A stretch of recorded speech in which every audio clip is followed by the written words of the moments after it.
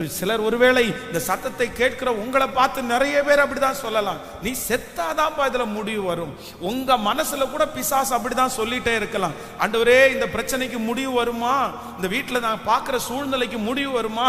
அப்போ உங்க மனசுக்குள்ள பிசாசு பேசலாம், நீ சாகும் போது அது முடிவு வரும், நீ மரணம் அடைகிற வரைக்கும் அந்த முடிவை பார்க்க மாட்ட, நீ மரணம் அடைகிற வரைக்கும் அந்த ரட்சிப்பை பார்க்க முடியாது, நீ மரணம் அடைகிற வரைக்கும் அந்த கடன் தீராது, நீ மரணம் அடைகிற வரைக்கும் அந்த வியாதி உன்னை விட்டு மாறாது அப்படின்னு சொல்லி முடிவுன்னு நினைக்கும் போது மரணம்தான் முடிவுன்னு உங்க மனசு சொல்லலாம், உங்க சரீரம் அப்படி சொல்லலாம்.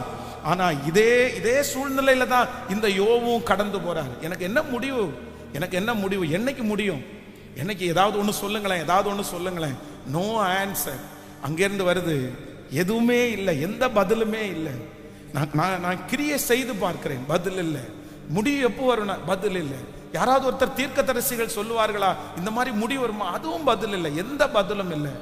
ஆனாலும் ஒன்று எனக்கு தெரியும், அந்த அதிகாரத்தினுடைய துவக்கத்தில் ஆரம்பிச்ச அந்த சோதனை ஆண்டவர் அவனை மரணத்தோட முடிவு பண்ணல. நான் நம்புறேன், உங்களை மரணம் அடைஞ்சாதான் உங்க பிரச்சனை உங்களுடைய மரணத்துல தான் சரியாகும்னு நினைக்காதீங்க.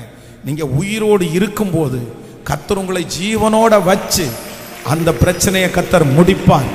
இன்னும் சில நாட்களுக்குள்ளாக, சில மாதங்களுக்குள்ளாக கர்த்தருடைய வருகை தாமதிக்குமானால் கர்த்தர் உங்களை தட்டி கொடுக்கிறார். இல்ல மகனே, நீ தைரியமாயிரு, நீ பலமாயிரு.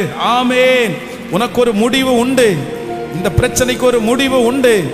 ஹல்லேலூயா. கர்த்தர் அதற்கு ஒரு டெட்லைன், கர்த்தர் ஒரு கடைசி நேரத்தை கர்த்தர் வச்சிருக்கிறார்.